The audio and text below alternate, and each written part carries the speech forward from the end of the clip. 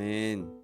네, 오늘 주신 하나님 말씀 사도행전 19장 1절부터 20절까지 말씀입니다. 지금 읽는 것은 1절과 2절, 19장 1절과 2절 우리 두 구절만 같이 읽겠습니다. 시작. 아볼로가 고린도에 있을 때에 바울이 윗지방으로 다녀 에베소에 와서 어떤 제자들을 만나 이르되 너희가 믿을 때에 성령을 받았느냐? 이르되 아니라 우리는 성령이 계심도 듣지 못하였노라. 아멘.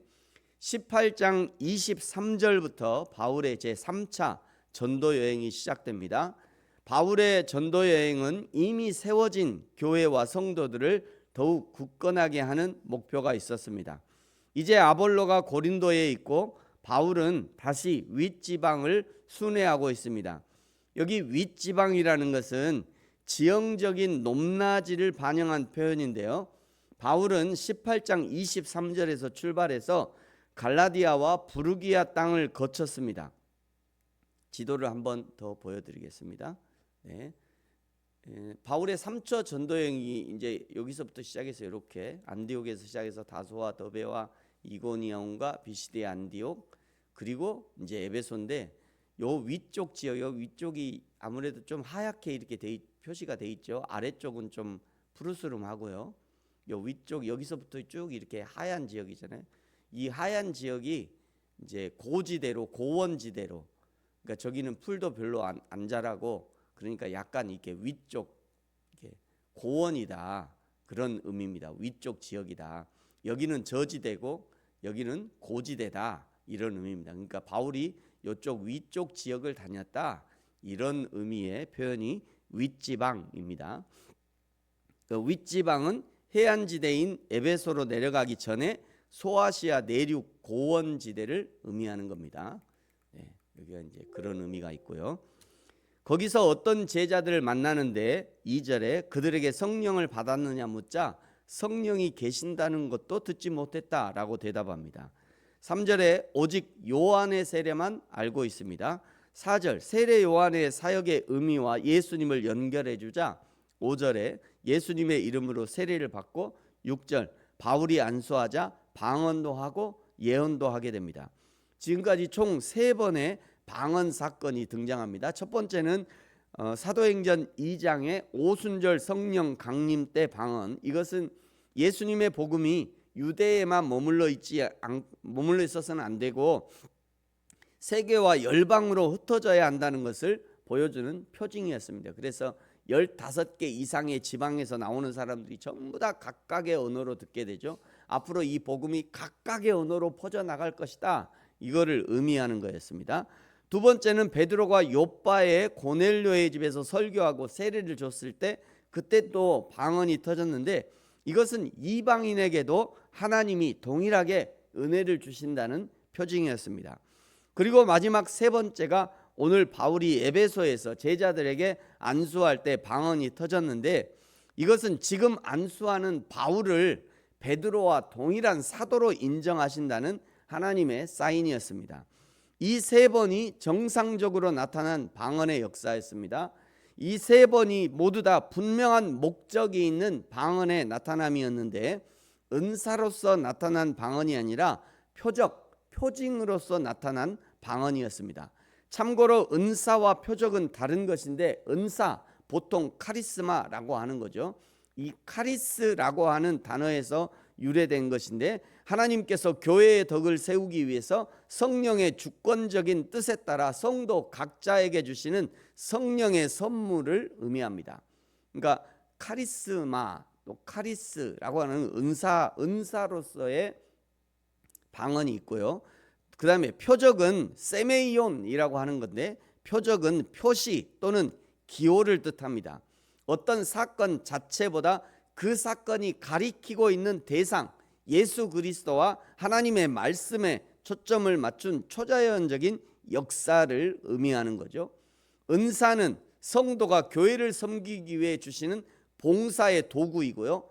표적은 하나님의 말씀의 진실성을 입증하기 위해서 사용하신 계시의 보증입니다. 그러니까 오순절 방언, 베드로의 요빠 고넬료의 집 방언, 그리고 사도 바울의 에베소 제자의 방언은 모두 표적으로서의 의미가 있는 것이에요. 예를 들어 사랑하는 사람에게 사랑을 고백할 때 방언으로 고백하는 것이 좋을까요? 아름다운 한국말로 고백하는 게 좋을까요? 매우 중요하고 은밀한 대화를 하는데 방언으로 하는 게 좋을까요? 아니면 한국말로 명확하게 그 의도와 의사를 표현해 주는 게 좋을까요? 당연히 한국말로 하는 게 좋죠. 왜 그러냐면 듣는 사람마다 다 다르게 오해할 수 있으니까요.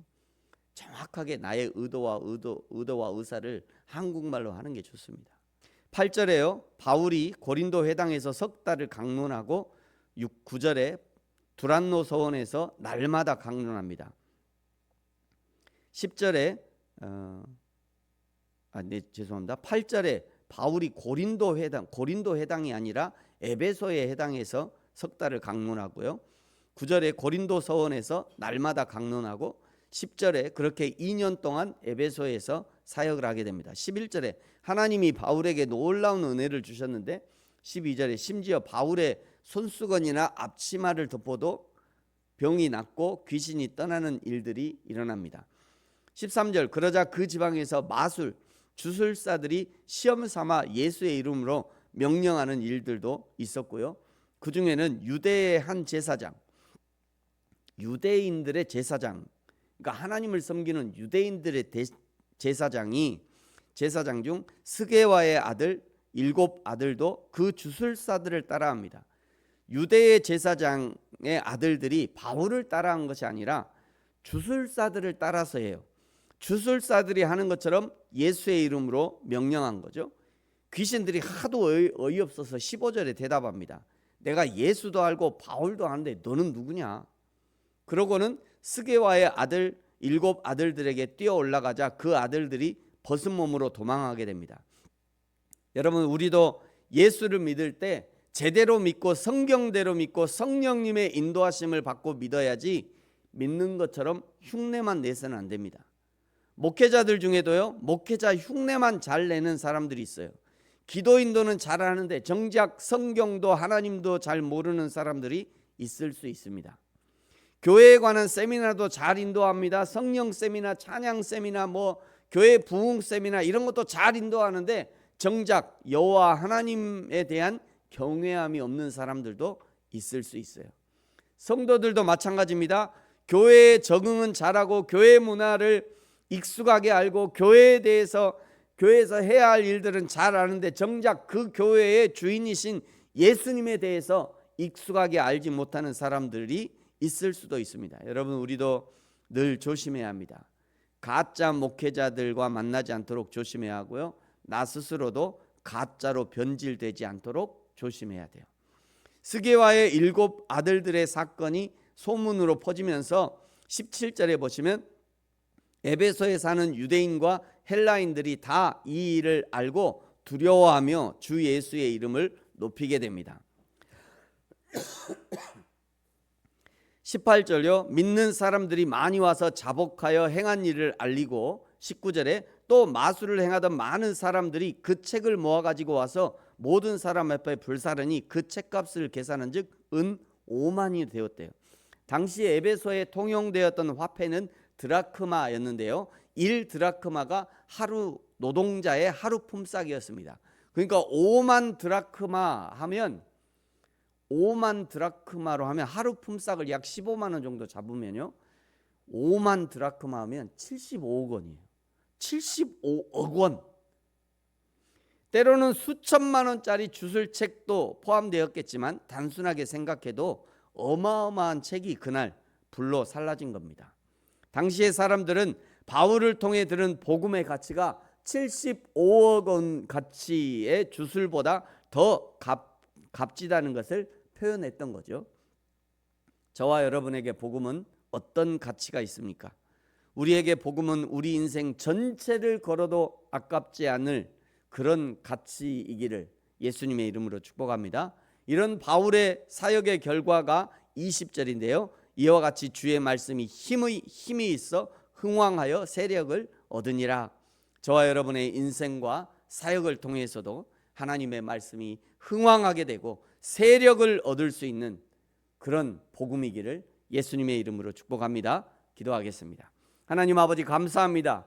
에베소의 제사장 스게와의 아들들이 예수님을 흉내내다가 사단 마귀에게 당한 것처럼 우리도 신앙을 흉내내고 있지 않은지 늘 자신을 돌아보게 하시고 날마다 온전한 신앙의 사람으로 하나님 앞에 설 수 있도록 인도하여 주옵소서. 나를 통하여 우리를 통하여 오직 예수님의 복음이 흥왕하는 역사가 있게 하시고 나를 통하여 우리를 통하여 하나님의 교회가 힘을 얻고 부흥하는 은혜도 허락하여 주옵소서. 감사합니다. 예수님의 이름으로 기도합니다. 아멘. 하늘에 계신 우리 아버지, 아버지의 이름을 거룩하게 하시며 아버지의 나라가 오게 하시며 아버지의 뜻이 하늘에서와 같이 땅에서도 이루어지게 하소서. 오늘 우리에게 일용할 양식을 주시고 우리가 우리에게 잘못한 사람을 용서하여 준 것 같이 우리 죄를 용서하여 주시고 우리를 시험에 빠지지 않게 하시고 악에서 구하소서.